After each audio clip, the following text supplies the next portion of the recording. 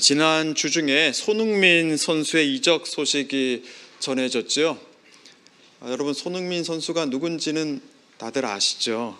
우리나라 대한민국 국가대표 축구 선수이면서 또 유럽 영국 리그에서 활약하던 선수입니다. 그런데 몇 해 전부터 이적을 한다 안 한다 하더니 드디어 그 결론이 지어졌습니다. 미국의 축구 클럽 LAFC에서 선수 생활을 하는 것으로 공식 발표가 있었습니다. 손흥민 선수 정말 대단하지 않았습니까?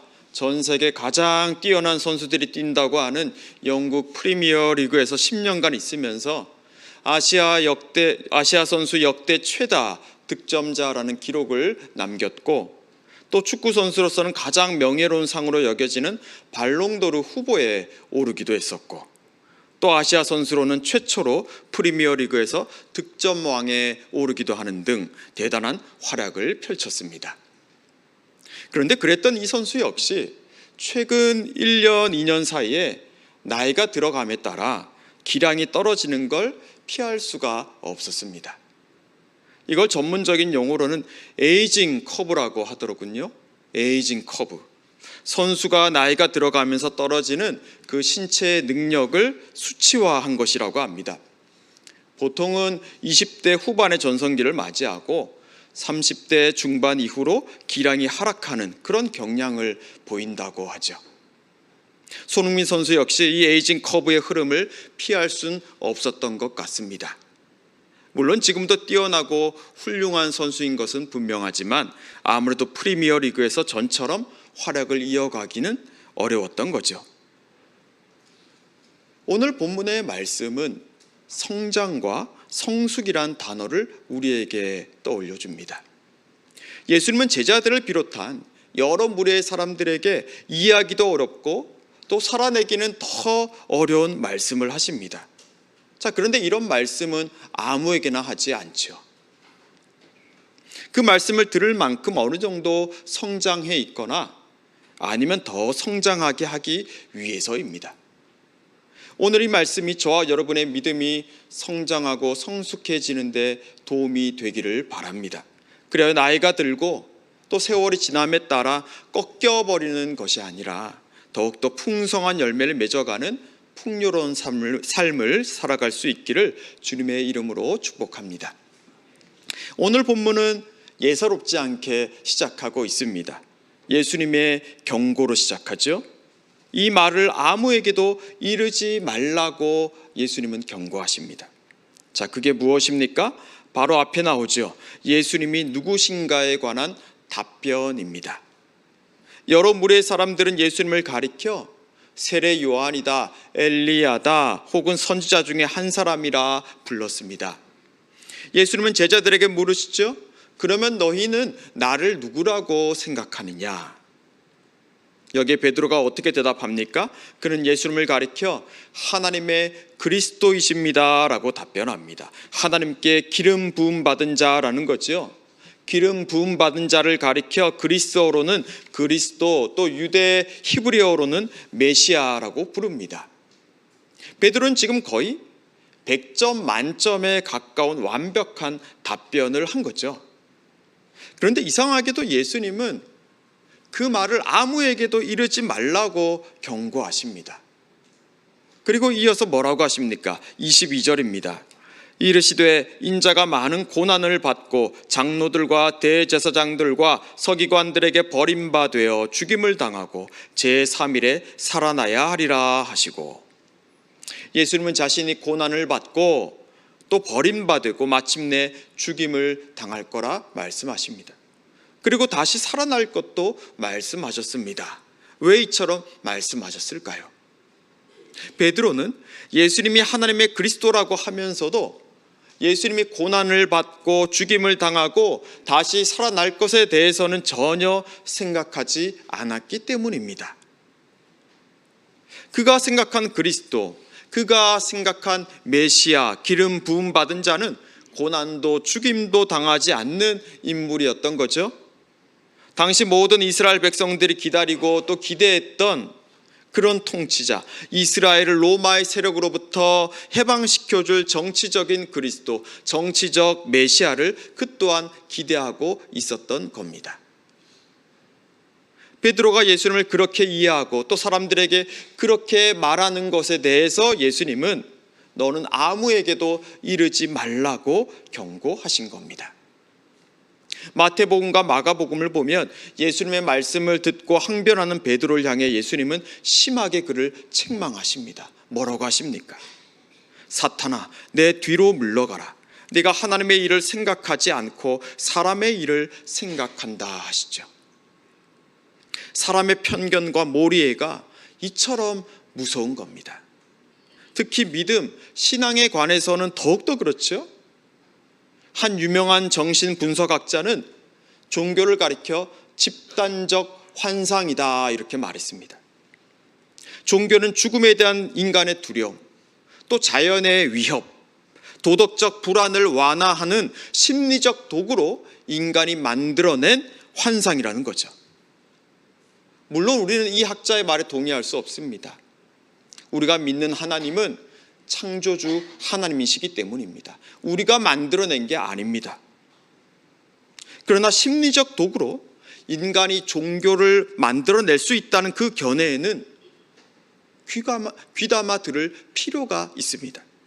우린 창조주 하나님마저도 우리 욕망을 성취시켜주는 도구로 보려고 할 때가 분명히 있기 때문입니다. 너희는 나를 누구라 하느냐라는 물음에 하나님의 그리스도라고 답변한 베드로의 그 중심도 그러했습니다. 문자적으로는 틀린 말이 하나도 없지만 그 문자 뒤에 가려져 있는 것은 하나님의 그리스도가 아니라 자기 욕망의 그리스도였기 때문입니다. 그런 베드로를 비롯한 여러 사람들을 하나님은 그냥 그렇게 놔두시지 않습니다. 예수님이 어떤 분인지를 보다 자세하고 정확하게 알려주시죠. 그래서 고난과 죽음과 부활을 말씀하신 겁니다. 하나님은 하나님이 기름 부으신 자를 이렇게 이끌어 가신다는 겁니다. 그리고 이어서 예수님은 참 받아들이기 어려운 말씀을 하시죠. 자, 23절 말씀을 우리 같이 읽겠습니다. 23절입니다. 또 무리에게 이르시되 아무든지 나를 따라오려거든 자기를 부인하고 날마다 제 십자가를 지고 나를 따를 것이니라. 자, 나를 따라오려거든이라고 하시면서 그 방법을 말씀해 주십니다. 자신을 부인하고 날마다 자기 십자가를 지고 예수님을 따라야 한다는 거죠. 여러분 어떻습니까? 저는 이 말씀, 이 구절을 만날 때마다 사실 숨이 탁탁 막힙니다. 너무 버겁게 들리기 때문입니다. 자기를 어떻게 부인합니까? 어떻게 날마다 자기 십자가를 질 수 있다는 말입니까? 자기 목숨을 잃으면 구원하리라고 하시는데 정말 그게 가능한 일이기는 합니까? 여러분 어떻습니까? 그런데 여러분 이 말씀에서 우리가 다시 한번 주목해야 할 게 있습니다. 그건 바로 아무든지 나를 따라오려거든 이라는 말입니다. 여러분 좀 이상하죠? 듣기에 따라 이 말씀은 사람들을 다시 부르시는 것 같습니다. 제자들은 이미 너희는 나를 따라오너라 라는 그 예수님의 말씀을 듣지 않았습니까? 그 말씀에 그들은 모든 걸 다 버려두고 예수님을 따라갔습니다. 그래서 여기까지 와 있는 겁니다. 그런데 예수님이 또 말씀하시죠. 나를 따라오려거든이라고 말입니다. 그리고 처음 이들을 부르실 때 하지 않았던 말씀을 하십니다. 자기를 부인하고 날마다 제 십자가를 지고 따라야 한다는 겁니다. 처음엔 그런 말씀 없었습니다. 너희는 이제 사람을 낚는 어부가 되리라고만 말씀하셨는데 이제는 거기 몇 개가 더 붙지요. 무엇입니까? 예수님이 지금 한 입으로 두 말 하시는 겁니까? 아니죠. 왜 이 같은 말씀을 하시는 걸까요? 지금 예수님은 그들의 믿음을 성장시키려고 하시는 겁니다. 더 잘하게 하려고 말입니다. 여기까지 예수님을 따라오긴 했지만 이제는 예수님을 따라가되 아무 생각 없이 따라가는 게 아니라 앞선 예수님의 마음도 헤아리고 그 뜻을 알아가도록 말입니다. 주님의 마음을 헤아리고 알아가려는 것, 여러분 그것이 바로 믿음의 성장이고 성숙된 믿음입니다. 다른 게 아닙니다. 오늘 내 앞에 벌어지고 있는 여러 일들 앞에서 하나님의 뜻을 헤아려 보려고 하는 거죠. 혹 사람들이 보았을 때는 실패와 같고, 또 하나님이 이 일을 통해서 무슨 일을 행하실지를 전혀 알 수 없고 그저 절망에 사로잡히지만, 그러나 그 순간에도 하나님께서 나를 향한 그 품고 계신 뜻이 무엇일까라고 생각하는 것, 그렇게 여쭤보는 것, 그것이 바로 신앙의 성숙입니다. 그런데 믿음의 성장과 성숙을 위해서 반드시 필요한 게 있습니다. 그건 바로 자기를 부인하고 날마다 제 십자가를 지는 일입니다. 여러분 왜 그렇습니까? 우리가 따라가고 있는 대상인 예수님께서 그렇게 하셨기 때문입니다. 예수님을 제대로 따라가려면 우리도 반드시 그럴 수밖에 없습니다. 자기를 부인하는 일, 제 십자가를 지는 일을 피할 수가 없습니다. 여러분 최근에 교회에서든 직장에서든 어디서든 자존심 상하는 일을 겪은 적은 없었습니까? 그때 여러분 어떻게 하셨습니까? 지금은 어떻게 하고 계십니까? 감정이 상하고 자존심도 상했는데 예수님 생각하시면서 그 사람을 미워하지 않기로 선택하셨습니까? 도리어 그 사람을 위해 예수님의 말씀을 따라 그를 기도하고 축복해 주셨습니까? 아니면 거기까지는 아니라 하더라도 그 사람을 무시하거나 되갚으려는 마음을 여러분 뿌리치셨습니까? 여러분 정말 그러하셨다면 그만큼 여러분의 믿음은 성장한 것입니다. 그만큼 여러분들의 믿음은 자란 것입니다. 바로 이런 거죠. 자존심 상하고 감정 상하고 때로는 억울한 일을 만난다는 겁니다. 이게 이상하고 이게 잘못된 게 아니라 예수님을 따라가려는 자라면 반드시 겪을 수밖에 없는 일이라는 것이죠. 자기를 부인할 것인가 아니면 나 자신을 끝까지 고집대로 주장할 것인가라는 그 선택의 갈림길에 서게 된다는 겁니다. 바로 그 지점에서 자기를 부인하는 사람은 그만큼 성장합니다. 예수님을 생각하며 인내하고 도리어 축복하는 사람은 신앙의 성숙을 이루어갑니다.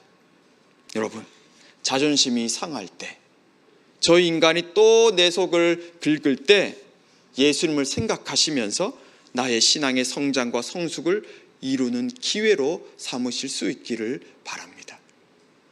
제 십자가를 진다는 건 무엇을 말합니까? 십자가는 잘 아시는 대로 예수님 당시에 가장 잔혹하고 수치스러운 처형 방식이었죠. 십자가에 매달리기 전에 죄인은 자기가 매달릴 그 십자가를 지고서 처형 장소까지 가야 했습니다. 예수님도 그러하셨죠.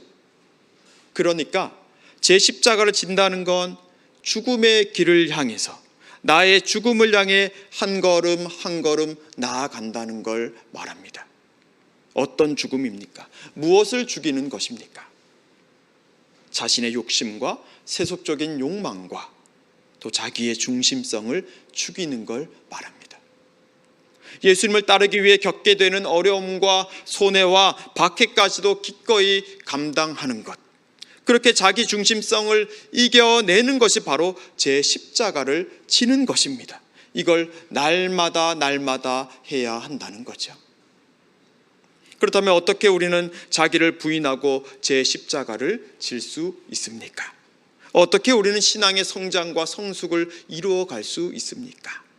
그건 바로 우리의 신앙의 성장을 돕는 분께서 우리와 함께하고 있다는 것을 믿는 것입니다. 26절 말씀입니다.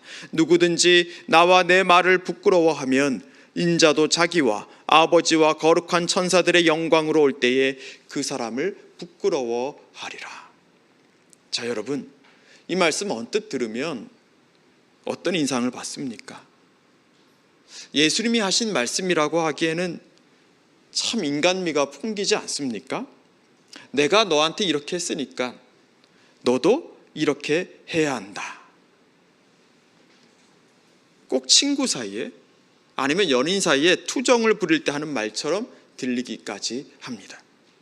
그런데 이건 뒤집어 보면 예수님께서 그만큼 예수님을 따르는 우리와 같은 사람들과 아주 가까이 계시다는 겁니다. 예수님은 우리 한 사람 한 사람의 일거수일투족에 관심을 크게 기울이십니다. 나와 내 말을 부끄러워하면 나도 너를 부끄러워하겠다라는 말씀의 본뜻이 여러분 무엇이겠습니까? 네가 나의 말을 들어주길 바란다는 거 아니겠습니까? 내가 너를 기억하듯 너도 나를 기억해 주길 바란다는 말씀이 아닙니까? 예수님은 우리가 알아들을 수 있도록 말씀하십니다. 우리는 예수님의 말씀을 알아들을 수가 있습니다. 왜 그렇습니까? 그분이 우리와 같이 사람이 되셨기 때문입니다. 히브리서 2장 14절부터 16절까지를 보면 이런 말씀이 있죠. 자녀들은 혈과 육에 속하였으며 그도 또한 같은 모양으로 혈과 육을 함께 지니심은 죽음을 통하여 죽음의 세력을 잡은 자 곧 마귀를 멸하시며 또 죽기를 무서워함으로 한평생 매여 종노릇하는 모든 자들을 놓아주려 하심이니 이는 확실히 천사들을 붙들어 주려 하심이 아니요 오직 아브라함의 자손을 붙들어 주려 하심이라. 자, 뭐라고 합니까? 예수님이 우리와 같은 혈과 육을 지니심은 죽기를 두려워함으로 죽기를 무서워함으로 한평생 매어 종노릇하는 모든 자들을 놓아주기 위함이라고 합니다. 누구를 붙들어 준다고 하십니까? 천사들입니까? 아니죠. 오직 아브라함의 자손, 즉 여기 저와 여러분, 죽기를 두려워해서 도리어 한평생 종노릇하고 있는 그런 우리를 붙들어 주시려고 우리와 똑같은 사람이 되셨다는 말씀입니다. 그렇습니다. 예수님은 나를 따라오려거든 자기를 부인하고 자기 십자가를 지고 가야 해라고 하시면서 혼자 저 앞에 가시는 분이 아닙니다. 예수님을 따라가다가 실족하여 자빠져 있는 주의 사람들을 그분은 못 본 채 하시지 않습니다. 기다려주시고 그 사람을 위해 친히 간구하시며 손을 내밀어 주십니다. 그리고 그에게 말씀하십니다. 그리고 우리는 그걸 들을 수 있고 그걸 느낄 수도 있습니다. 그런데 그 말을 무시할 수도, 그 말을 부끄러워할 수도 있다는 거죠. 얼마든지 예수님과 예수님의 말을 부끄러워할 수도 있다는 겁니다. 그렇게 되면 예수님도 어찌할 수가 없습니다. 우리의 믿음을 도우시려고 해도, 우리의 신앙을 성장시키려고 해도 도무지 되지가 않습니다. 하지만 그 말씀을 거부하지 않고 그 말씀을 부끄러워하지 않고 받아들이는 자는 어떻습니까? 27절 말씀 우리 같이 한번 읽어볼까요? 27절입니다. 내가 참으로 너희에게 이르노니 여기 서 있는 사람 중에 죽기 전에 하나님의 나라를 볼 자들도 있느니라. 자, 무슨 말입니까? 하나님의 나라, 하나님의 통치하심, 하나님의 살아 일하시는 것을 보게 될 거라는 거죠. 예수님을 따라가는 것이, 자기를 부인하는 것이, 자기 십자가를 지는 것이 어리석고 미련한 길을 가는 것 같지만 오직 그 길을 가는 사람만은 하나님의 살아계심과 하나님의 일하심을, 하나님의 통치하심을 분명히 볼 수 있다는 것입니다. 여러분, 돌아보면 우린 하나님의 이 나라를 이미 본 사람들입니다. 그렇지 않고서는 여기 이 자리에 나와 계실 수가 없습니다. 이 일은 하나님이 하셨어, 하나님께서 역사하셨군요 라고 고백할 수밖에 없었던 일들은, 그런 일들을 우린 나름대로 보고 경험했기에 오늘 그런 주님의 은혜를 다시 기대하며 이 자리에 나와 있는 것 아니겠습니까? 그렇다면 여러분, 우리 자신에게 스스로 한번 이렇게 질문해 보십시오. 나는 하나님의 나라를 언제 보았는가? 나는 하나님의 일하심을, 하나님의 통치하심이라 고백할 수밖에 없었던 그 일, 나를 살아있게 만들었던 그 하나님의 역사를 나는 언제 보았는가 라고 말입니다. 여러분, 그게 언제였습니까? 분명히 있기는 있었는데, 분명히 그런 일이 있었는데 그게 언제인지 기억이 가물가물해질 만큼 오래전 일이 되지는 않았습니까? 그러다 보니까 시간이 가면 갈수록 믿음으로 살아간다는 것이 율법적으로 경직되어 가거나 아니면 정반대로 아무런 경계도 범주도 없이 무분별하고 무질서한 일이 되고 말지 않았습니까? 혹은 하나님 나라의 일을 보지 못하니까 믿음 자체에 대한 회의가 나를 사로잡고 있지는 않습니까? 믿음의 에이징 커브를 경험하고 있지 않냐는 말입니다. 그렇다면 여러분, 질문을 한번 이렇게 바꾸어 보면 좋겠습니다. 자기를 부인하고 자기 십자가를 지는 일을 나는 지금 어떻게 하고 있는지 말입니다. 예수님의 말씀을 들었으되 그 들은 말씀을 내가 행하고 있는가 하고 말입니다. 바로 그 질문 안에 내가 하나님 나라의 일을 보지 못하는 그 이유와 답이 들어있기 때문입니다. 사랑하는 성도 여러분, 오늘 주님은 다시 저와 여러분을 부르십니다. 나를 따라오라고 하십니다. 그리고 나를 너희가 따라오려거든 자기를 부인하고 날마다 제 십자가를 지고 나를 따르라고 하십니다. 여러분, 이 말씀을 부담스럽게 여기지 마십시오. 이 말씀을 부끄럽게 여기지 마시기를 바랍니다.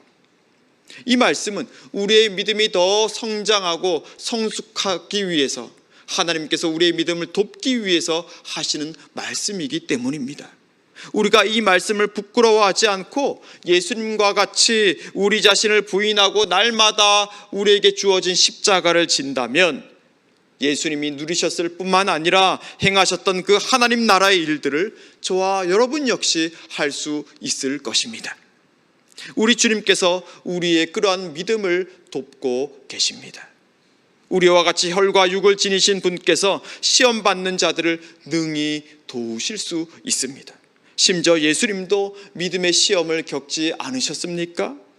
그 십자가를 지기 전에 예수님은 이 잔을 내게서 가져가 주십시오라고 그분도 간구하지 않았습니까? 그러나 그렇게 자신 앞에 나온 아들의 믿음을 하나님은 도우셔서 마침내 그 입술에서 그러나 내 원대로 마시옵고 아버지의 원대로 되기를 원하나이다 라고 고백하게 하시지 않았습니까? 그리고 마침내 우리는 바로 그 일을 통해서 하나님을 아빠 아버지라 부를 수 있는 하나님의 자녀가 되지 않았습니까? 하나님은 저와 여러분에게도 다시 하나님 나라의 일을 보여주고자 하십니다. 그렇게 갈등하며 머뭇거리고 있는 우리에게 다시 말을 거실 것입니다. 그때 그 말씀을 여러분 부끄러워하지 마십시오. 그 말씀을 물리치지 마시기를 바랍니다. 믿음으로 예수님의 멍에를 메십시오. 예수님의 뒤를 따르십시오. 자신을 부인하십시오. 그러면 주님의 손에 붙잡혀 있는 나 자신을 얻을 것입니다. 우리에게 주어진 그 십자가를 끝까지 지십시오. 그러면 마침내 우리는 주님만이 주시는 영광을 볼 수 있을 것입니다. 기도하겠습니다. 하나님, 이 여름의 한복판 녹음이 진해지고 숲이 우거지며 생명의 풍성함을 뽐내듯이 이제 우리의 믿음 또한 누구도 꺾을 수 없는 생명으로 찬란한 빛을 내기를 원합니다. 그러나 그 생명은 예수님께서 그러하셨듯이 우리 자신을 부인하며 날마다 주님 안에서 우리 자신의 욕심과 자기 중심성을 죽이는 길임을 고백합니다. 우리 스스로는 할 수 없으나 주님께서 그 일을 도우시리라 믿습니다. 우리와 같이 혈과 육을 가지셨기에 우리의 연약함을 아시며 시험 받는 자들을 능히 도우시는 주님께서 우리에게 하시는 그 말씀을 부끄러워하지 않는 사람들 되게 해주십시오. 그리하여 우리의 삶의 자리에서 하나님 나라의 일을 보며 신앙의 성장과 성숙을 이루어가게 해주십시오. 예수님 이름으로 기도합니다. 아멘.